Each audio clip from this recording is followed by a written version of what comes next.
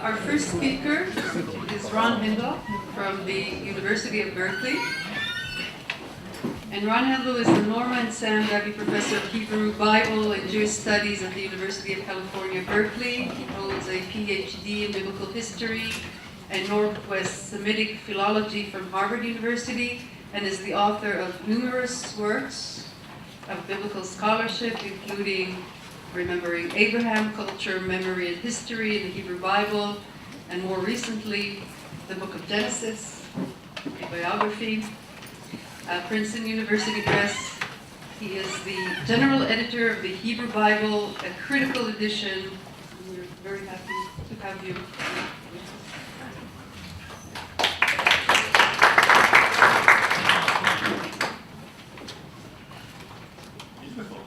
Thank you. It's a great pleasure to be here. My topic is myth and mimesis in the Psalms of Jerusalem.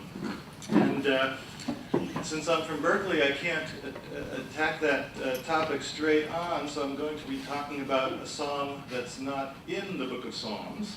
I'm going to be talking about one of the truly exemplary psalms, but it's actually in the book of Jonah. I'm going to be talking about Jonah chapter 2.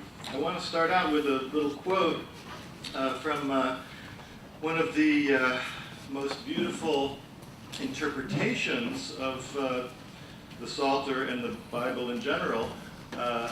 It's a book called Moby Dick. And this is what Melville's father Mapple says about this psalm. He says, "What a noble thing is that canticle in the fish's belly. How billow-like and boisterously grand. We feel the floods surging over us. We sound with him to the kelping bottom of the waters. Seaweed and the slime of the sea is all about us." That was, of course, for Ilana, and my thanks to her for organizing this show and for being all things Melvillian and biblical. In some ways, what I want to talk about, and I also want to thank my friends here from the Bible Department of Hebrew University. I'm glad to see you out here. And I want to argue with you, of course, after the show. I want to talk, some of what I want to say is essentially a continuation of some of the things that Bob Alter talked about yesterday in his presentation. And part of this has to do with how to read biblical poetry. Now, one of the things that I want to do here is essentially combine the sorts of literary approaches that I have learned from Alter with the hardcore philological, historical kinds of scholarship that in which I was trained. I like to tease Bob that I like to take his ideas and put them through the meat grinder of biblical scholarship. And so this is what I want to do today. So the mythology that is behind many of the Psalms of Jerusalem is very important to understand in order to get the nuances, in order to get the horizons of expectations that the Psalms have built into them. And this is very much the case for the Psalms of Jerusalem. Many or most of them have this mythological set of expectations that are really important for us to understand. So I want to talk about the myth and then how these mythic language is translated into the description of reality, the mimesis, in the Psalms themselves. Okay, so here's a picture of the mythological baggage or narrative legacy that the Psalms are drawing upon. This, as many of you will recognize, well, maybe like one or two of you. This is a Babylonian seal with probably Ninurta, one of the divine warrior figures of Mesopotamian religion on the left, and this is probably Marduk. Oh, I chose this one instead. This is probably Marduk on the left, and this is one of the dragons, one of the chaos dragons that Marduk defeats. It's possibly Tiamat. Those of you who know the Enuma Elish know that this is how Marduk, the warrior king of the gods, creates the universe by defeating the monster of chaos and making the world, making the universe out of the body of the dismembered chaos monster. So this is a myth of cosmic order. Okay? And this myth of cosmic order in which the divine warrior, whether it be Marduk in this case in Babylonian mythology, whether it be Baal in Canaanite mythology, whether it be Yahweh in Israelite Psalms and Job and elsewhere where you have the battle between Yahweh and the chaos monster. In all of these different cultures and in these related genres, the myth of cosmic order is where the god becomes the king, he becomes the one who conquers chaos, and importantly, chaos is vanquished at the beginning of the universe, but there's also an important sense in a lot of these genres that chaos continues to exist on the periphery of this little island of order in which the god rules with justice and so forth.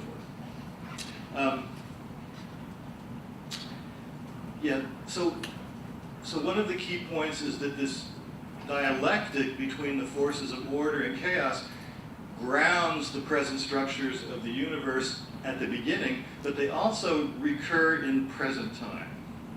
So here's an example. This is not an ancient Near Eastern cylinder seal.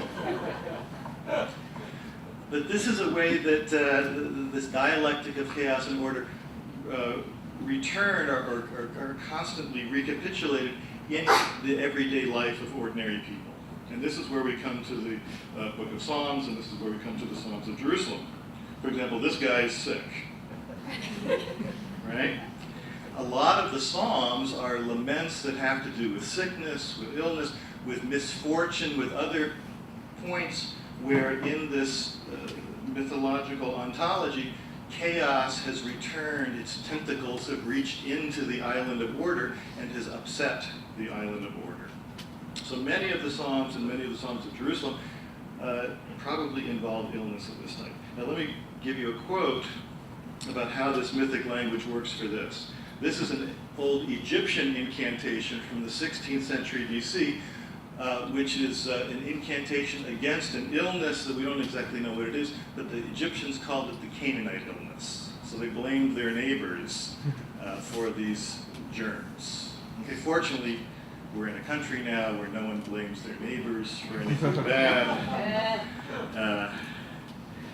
There's no germs, there's no conflict.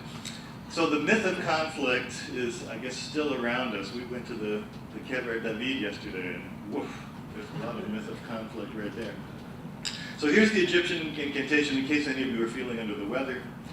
Just as Seth fought against the sea, so Seth will fight against you, O Canaanite, so that you shall not enter into the son of so-and-so. Seth is the Egyptian god who was equated with the Canaanite divine warrior god Baal. So this is an Egyptian appropriation of the Canaanite myth of cosmic order, in which Baal defeats sea. Baal defeats Yam.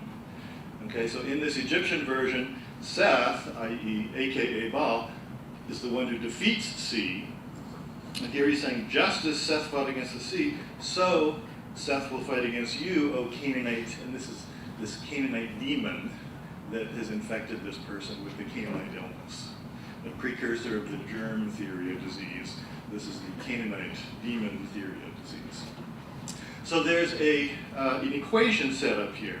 Just as Seth fought against the sea at the beginning of time, so this battle against chaos will happen now in the battle of the god against the demon that causes this illness. So this is how the National Health Plan worked in the Bronze Age and the Iron Age. Now, let me read you a couple of things that connect these dots together. And this is from Johannes Pedersen, who wrote this very brilliant book about ancient Israelite culture in 1926. And Pedersen talks about the Psalms of Lamentation and Thanksgiving, of which the Psalm in Jonah is a prime example. And Pedersen says, quote, the fundamental chord struck in many of the Psalms of Lamentation and Thanksgiving is that the man was so ill that he came near the grave, that the very disease was a sojourn in the grave, from which recovery brings him back.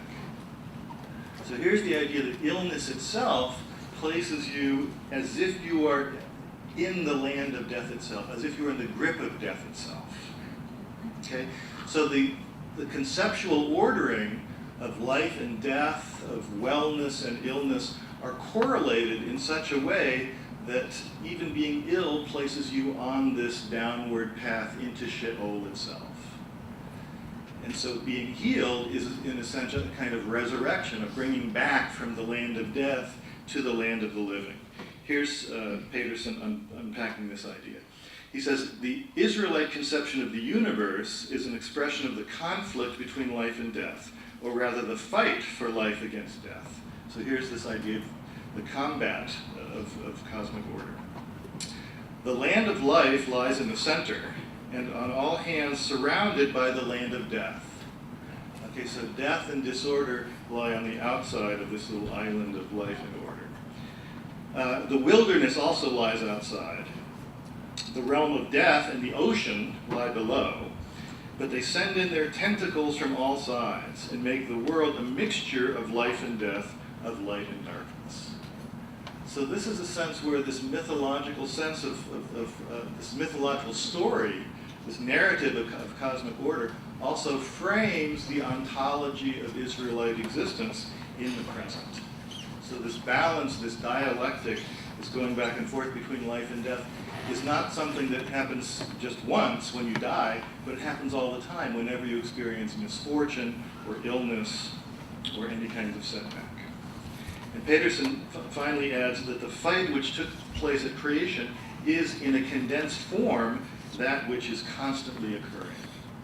And this is precisely what we see in the Psalms.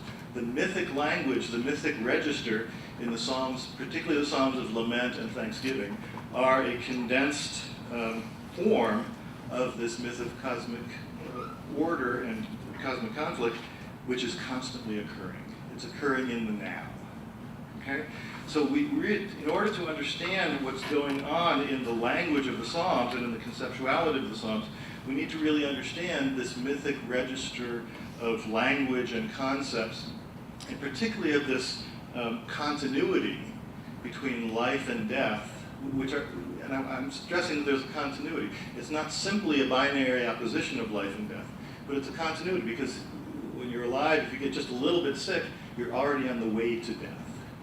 And when you get healed, you're already on the way back from death to life. Now, there's all sorts of effects that come from this kind of mythic register as it is actualized in the Psalms. And let me, as I said, I want to use the Psalm in Jonah. Wow, that really didn't work at all, did it? Read the left-hand side. Yeah, do you have the handout? Thank you. I thought that this was written in biblical Hebrew, but now I see it's written in some dialect of Chinese. Who knew? That's the joys of technology, ladies and gentlemen. Okay, so while these are coming out to you, so this psalm in Jonah chapter 2, this is the noble thing, the canticle in the fish's belly, is really an exemplary case of the Psalms of Thanksgiving that we find throughout the book of the Psalter. In some ways, it's a better exemplar than many of the ones in Psalms themselves. The psalm starts out, Kachati mitzarali el Yahweh v'ya'aneni. I called out from my trouble to Yahweh, and he answered me. In a sense, this is the entire plot line of the Psalms of Thanksgiving. Okay? I had trouble. Part 1 is I had trouble. Part 2 is I called out to Yahweh. Part 3, he answered me. And by implication, he delivered me from the trouble. So this is the beginning of the psalm itself is in nuce what the plot line of this whole genre of Psalms of Thanksgiving consists of. First, there's a reference to the lament, to the problem that occurred.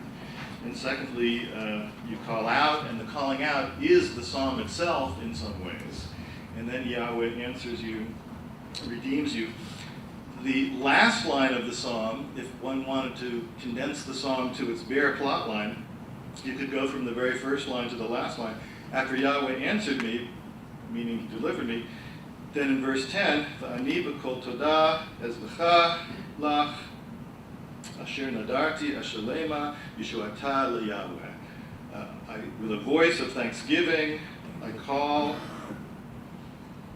but I, with a voice of thanksgiving, let me sacrifice to you that which I vowed, let me repay. Rescue is Yahweh's, deliverance is Yahweh's. So this is the plot line of the Psalm of Thanksgiving is connected then to a ritual event. And the ritual event is the sacrifice of thanksgiving, the Todah sacrifice, which occurs in the temple in Jerusalem. So that's what makes this a Psalm of Jerusalem. That the part of the implicature of the poem itself is that the song is a song of thanksgiving and is connected to an act of thanksgiving, which is a sacrifice in the temple.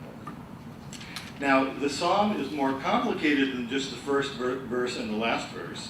And this is where, in between, is where we get the language of this mythic register, and where we see how the language of this mythic register represents reality and represents what is happening in this plot line from problem to resolution, that the myth of cosmic order is, in a sense, actualizing. So do many of you now have the text? Some of you do. Okay, so let me go back to the beginning. Karati mitzarali el Yahweh v'yaneni. That's the first poetic couplet. I called out for my trouble to Yahweh. Oh, you got the English is here. Oh, and I just want to say that the English is mostly from Bob Alter's translation, but I played with it a little bit. Each of the structure, the literary structure of this text operates by a sequence of these couplets, and usually there's two couplets that are linked together. Okay, that's how the structure works. So the first couplet is basically the bare plot of this Psalm of Thanksgiving. The second couplet intensifies by this the intensification of parallelism, that the place of trouble that he's calling out from is now, in the second couplet, the belly of Sheol. So this is an intensification which already uses this language of mythology. My place of trouble is itself in the land of death. Okay? So here we see that ontological structure, that any kind of trouble, and let me just comment that this is very Jewish. Any kind of trouble. I'm thinking of my grandmother here. Any kind of trouble. I'm dying. Don't bother, I'll just sit here and die. Right? You know, my fingernail is chipped or something. I'm already in the belly of Sheol. So there's a very Jewish sensibility here, but it's very beautifully articulated in this verse. And of course, you can see that, so Sheol itself is part of this continuum of life and death. So he really is, in a sense, in Sheol. The belly of Sheol adds a metaphor. Okay, so this is a metaphorical vehicle, the belly. But of course, we know here, this is in the book of Jonah. And this is precisely the conceptual hook that makes this appropriate to be Jonah's Psalm of Thanksgiving, because he's in the belly of the fish. Okay, so there's a wonderful sense in which this metaphor, the belly of Sheol, is actualized in the actual situation of the speaker, who is Jonah, who's in the belly of the fish. And this is the kind of metaphorical hook, or the literalization of the metaphor, in a sense, that makes this the appropriate psalm for Jonah. Also then the following watery imagery. As Father Mapple pointed out, the kelp-filled imagery in falling in the floods also makes it very appropriate for Jonah. However, let me add that there's all sorts of interesting effects that occur when this particular psalm is spoken by Jonah. Because as I've said, this is a psalm of thanksgiving. This is a psalm of this is what you say after you've been delivered. Right? He already said, V'ya'aneni, Yahweh answered me. So there's a strange set of effects. Bakhtin would call this a chronotop. kind of effect, where the space and the time, the chronos and the topos, have these strange bent effects here, because he's already saying, I've been delivered from this, but of course he hasn't. He's sitting there in the belly of the fish. Okay? And at the end of the psalm, he's in Jerusalem making sacrifice, but he's still in the belly of the fish. So there's all sorts of strange ironies and odd effects and odd attributions. It makes Jonah's character quite interesting, that he's already thanking before the act of delivery has happened. Let me add another thing about this very first line. Mi beten sheol shivati shamata koli. You heard my voice. Now the first line is saying, I called out from my trouble to Yahweh. Then in the second couplet, and that's in the third person, I called out to Yahweh. Okay, Yahweh is not immediately present. This is a general statement. But then he says, you heard my voice. There's a focusing that occurs, an intensification of focus that occurs when Yahweh, the person he's calling out to, changes from being a third person to a second person. He's there. He's in front of him.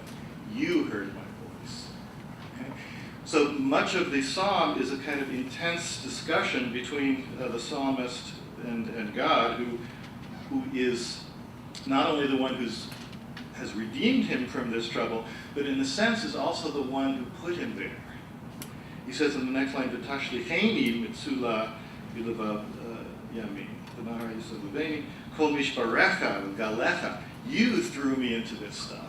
It's your waves, it's your breakers that are covering over me. Now this is an interesting monotheistic effect of this genre. You no longer have a clear opposition between the divine warrior and his enemy, the sea. Now, the problem with monotheism is that God has to play both sides of that opposition. Okay? So God is the redeemer, the deliverer, but he's also, in a sense, the one who owns chaos. You're the one who threw me there. They're your breakers, they're your waves. So there's an interesting ambiguity there and an interesting anxiety there, that Yahweh is both the one who punishes and the one who redeems. He's the figure of order and the figure of the imposition of chaos, the one who throws Jonah into chaos. So there's a marvelous complexity there. Okay, I'm already running out of time, so let me just say that, let me tie this back to the Psalms of Jerusalem. He says, I thought that I am cast out from before your eyes, ach osif lahabit el hichal kodshecha. But I will again look at your holy temple. So here's the optative. Here's the longing to be back in Jerusalem, to look at the temple. Okay, here is the longing to be out of the belly of Sheol into the place that is the opposite of the belly of Sheol. And the opposite is the temple of Yahweh in Jerusalem. That is not only the place of life versus death, but it's the place of perfect life.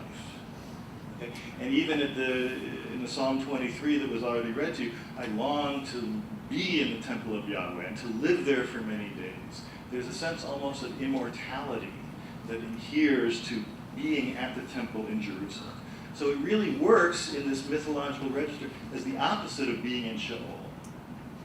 The belly of the beast is one place, the Heichal of Yahweh is the exact opposite, the holy Heichal of Yahweh.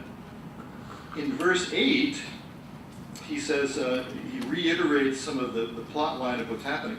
As my life breath grew faint within me, I recalled Yahweh, v'tavo elecha tefilati el heichal kodshecha. The same line recurs. This is the only verbatim repetition in the poem. El heichal kodshecha. So in the first instance, it's an optative. Would that I might once again see your holy temple. But then in verse 8, my prayer, my tefillah, has already come to you in your holy temple. So that what is a wish in the first instance is an indicative, completed act in the second instance.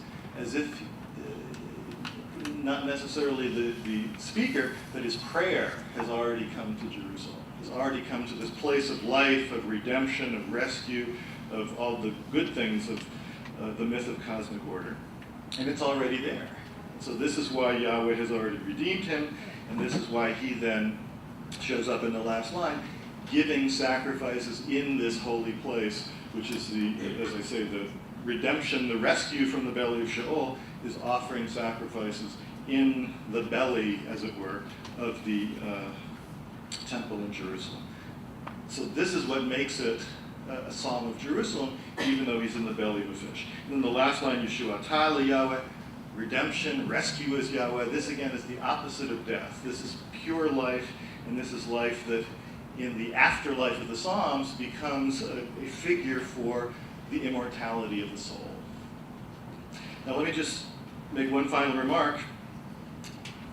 Much of the theme of this conference is the reception of the Psalms in Western culture, Judaism, and Christianity. And I just want to point out here that already in the Hebrew Bible, we see the reception of the Psalms. That the Psalm has been resituated, reactualized, redirected in all sorts of very interesting and hermeneutically interesting ways in the Hebrew Bible itself. So the reception of the Psalms is not something that's an add-on in the post-biblical period, but it's already happening here itself. So this also makes this psalm an exemplary instance of the Psalms of Jerusalem. Thank you.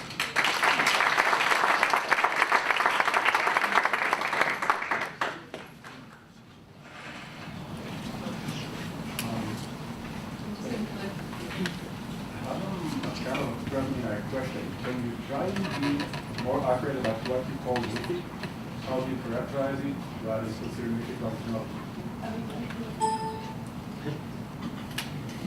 Ron, as always, your words inspire insight, and this means you actually made me, your comment on Beth and Sheol, which seems to be perfectly convincing that it lines up nicely with the belly of the big fish.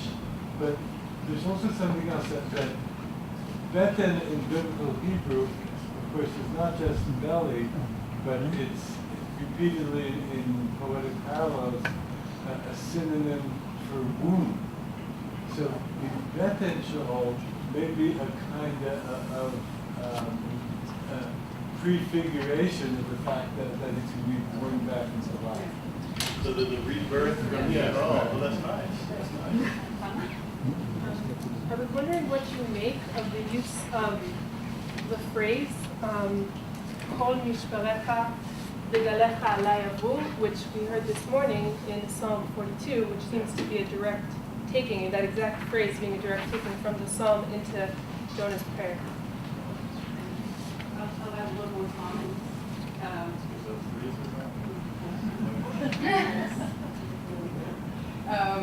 First of all, I think it's really beautiful and very interesting to think of the depth of Mamakil, another sort of major geography in Psalms, and they're really, mythologically speaking, the face of the temple, it's the other pole, in a sense, is no less inspiring, I think, than the temple itself. I mean, this is the point of the departure of the poetry. This is why Father Mappel begins there, of course, because in Melbourne, because this is the site that generates. This is a space of literature somehow. So the temple is one space of literature, and then the depths is another kind of space of literature. So it's interesting to see how this psalm sort of plays in between. Absolutely. And then, of course, his explanation for the fact that this is a Thanksgiving poem is that they're thankful for being punished. Well, that's because they're New England Puritans. Exactly. Should I answer this? Okay, so the first one, mythology. I would just say that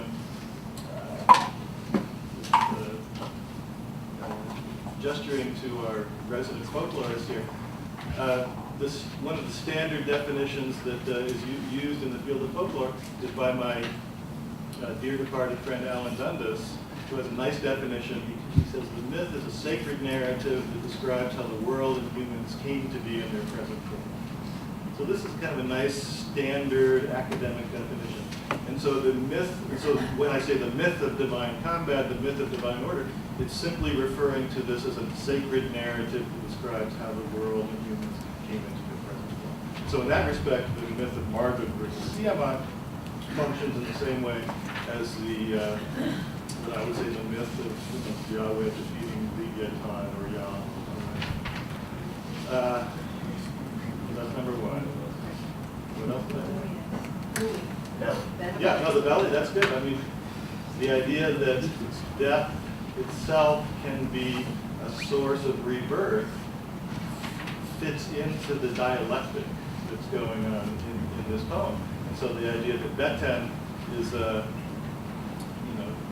Beten of Sheol is the place of death, but the fact that it's a Beten could, in a sense, I would say, like in a kind of background resonance, suggest that there will be a rebirth coming. I think that works very nicely.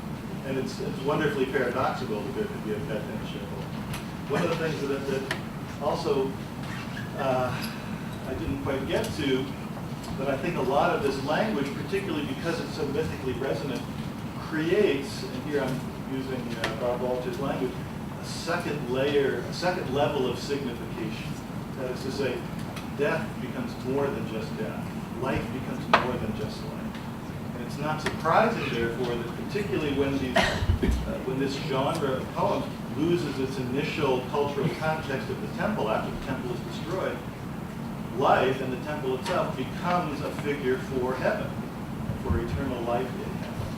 And I would say that that extension, which is a reception, an interpretation of the poem, is already there in the implicature of these mythically resonant words and languages. So in a sense, the future interpretation of the poem is already there in this mythic register itself. And it just, in a sense, becomes freed like a bird out of a cage when the initial historical context is altered. Oh yeah, so this is another way in which my comments are, in a sense, continuing what Alter was talking about yesterday, that many of these songs are formulaic. And so that particular line is absolutely formulaic. The breakers, the Mishparecha, surround me. This happens over and over again in the Psalms. And in Psalm 42 this morning, yeah, Psalm 42 this morning, and there's lots of others. So that's simply to point out that this mythic register is so important that it generates these formulaic lines that can be combined in different ways. And that whenever you get that formulaic line, it brings the whole resonance of the mythological background into the significance of that poem. It's like a little gesture that brings this whole wash of associations into the poem and gives it that mythic depth. Thank you.